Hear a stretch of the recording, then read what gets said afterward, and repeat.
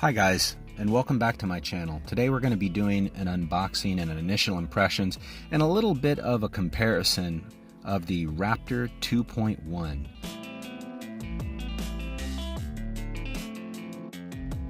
Now I have waited and waited a long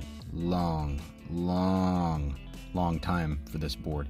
In fact, I ordered it in October, not of 2018, but actually of 2017.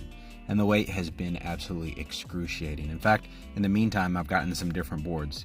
Now, I should point out that I originally ordered this board when it was the Raptor 2, and since they've upgraded to the Raptor 2.1, and I did opt to wait for that, but that really only would have made the difference of a couple of months. And I felt like with the issues that they had and the improvements that they were promising to make, it was just worth to wait a few more months. So it finally arrived, and here it is, all boxed up and ready to be unboxed. As you can see here, the packaging is, decent. I mean, it comes in a box like any other board. There's a little bit of damage to the outer box, but once I unboxed it, you could tell nothing was damaged on the inside. They do have a fair amount of protection here, and seem to work well.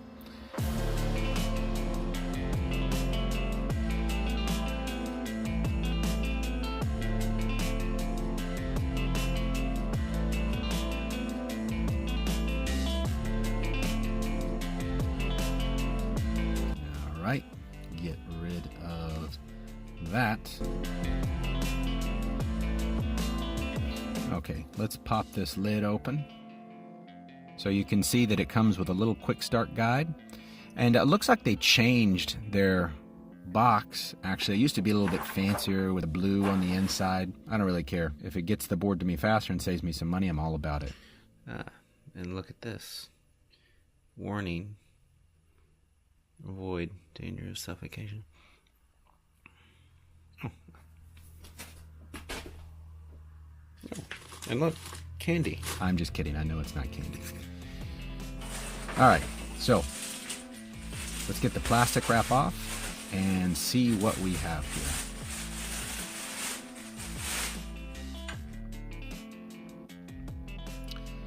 Well, first impressions initially looks pretty nice, right? The finish, as you can see, is very well done. It's very sleek. Everything looks very nice. It does not look DIY for the most part. There's a few little things I'd like to point out aesthetically that I dislike, but for the most part, I think it looks like a pretty sweet board. It's got the blue stripes in it, as is known for the Raptor 2.1, and the improved ergonomics of the grip handle. So they moved the placement, and I will tell you, it is pretty nice.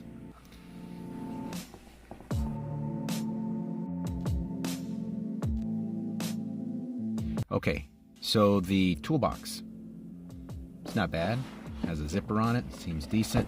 Inside you will find the charger, and it's a fast charger, so that's good. And you have the remote. This is the Nano X remote. We'll take a look at that a little bit later. And some stickers to go along with it, and also a skate tool branded with Enertion.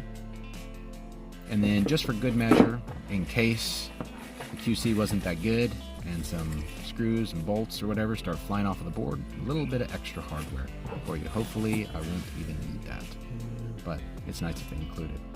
And there it is. Yeah, I really like the look of this board. Aesthetically, it looks pretty dope. It's kind of beefy looking, really chunky.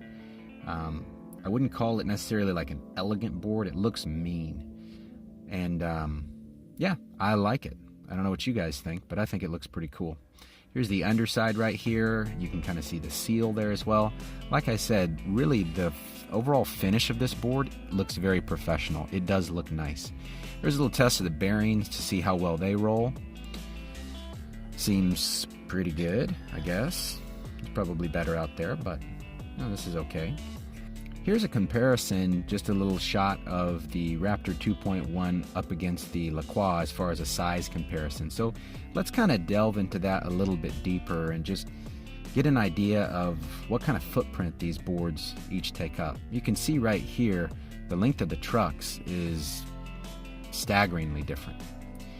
Now the height of the boards that is something that it looks very similar, but actually in this shot coming up, you can see that the Lacroix does dip down a little bit lower. And because of how the trucks are tipped, when I'm on the Lacroix, just standing on it, I feel a lot lower and more connected to the ground as opposed to the Raptor. You just feel a lot higher. Here's just a straight up footprint stacked on top of one another. You see the Lacroix's tires hanging out and that it's a bit longer. So just for the sake of being compact, you know, the Raptor 2 does have the advantage there if that's important to you.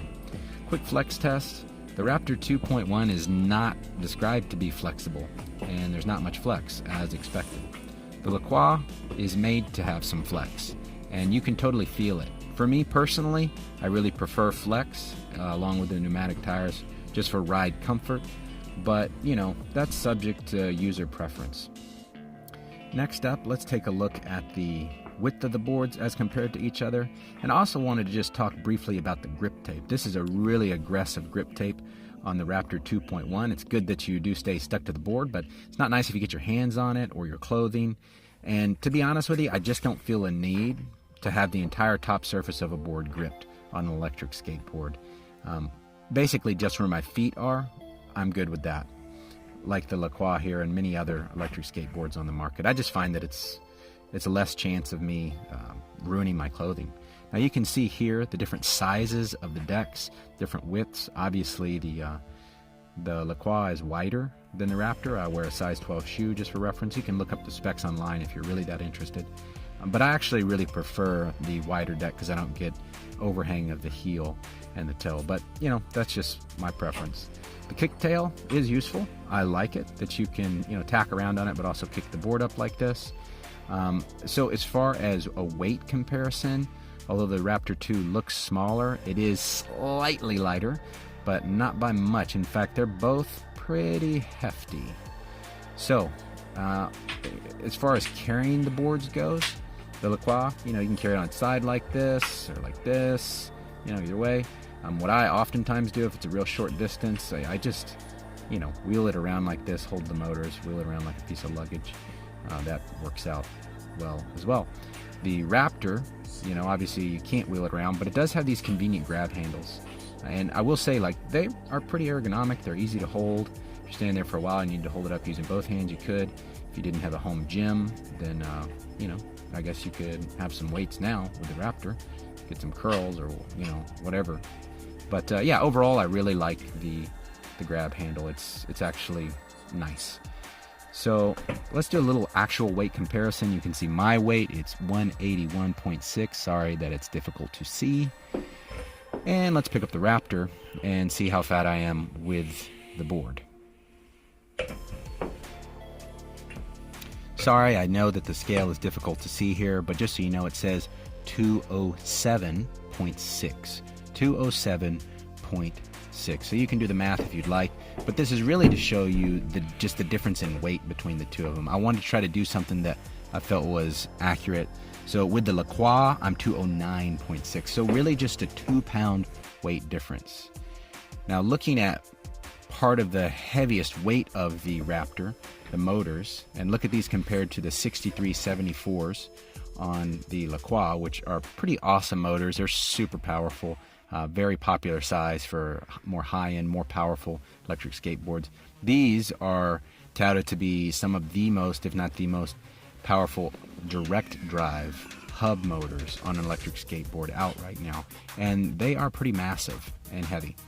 Now let's take a look at the remotes compared to one another. You got the Nano V2 with the Lacroix and the Nano X. And just looking at their footprint, you can see that they're very similar actually. Don't be fooled by the different names. They're kind of the same size, but in the hand they do feel different. Now to me personally, the pros of the Nano X is I do kind of like the throttle. It's a little bit more pronounced, so it's a little bit easier to use, although I personally have no problems with the V2. But I don't know, it just doesn't feel as natural. It's a little bit like the throttle and brake is in the wrong spot to me personally. You really have to angle it this way to use it. And what's important too is to see how it works while fitted in a popular e-skate glove, the Flatland 3D. So with the shape of the Nano V2, because of this on the Nano X, it's just a lot harder to grip and feel comfortable, in my opinion. So I give a thumbs up to the Nano V2 as far as usability. Now let's turn on the Nano X. You just calibrate it by running it forward and back. I did it twice, but really you could just do it once. Let's turn on the board. Okay. And it should bind automatically. I have it in the normal mode, which is still really fast for the Raptor.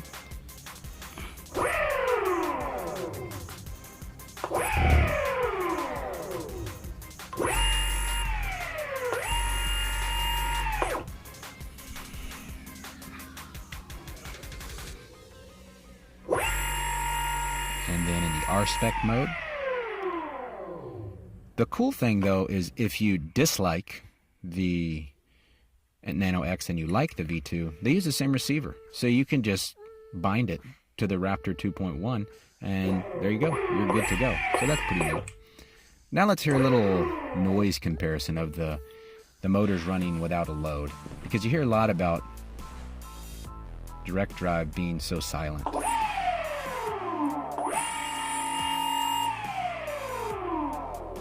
And the Lacroix. So, okay. So, as you can tell, neither one is silent, but probably under load, the Raptor 2.1 is quieter. Now, I do have a gripe with the T-tool that they send. It's fine, other than this. The hardware that they're using doesn't match up with the T-tool, so that's pretty useless if I need to make an adjustment on the fly. Also, with the grab handles, for one thing, the bolts are too long, which is irritating, but also the T-tool doesn't work for them either, so that is also useless. It does work for adjusting the trucks, thankfully though, so that's good. Let's take a closer look at the deck itself and the shape of it.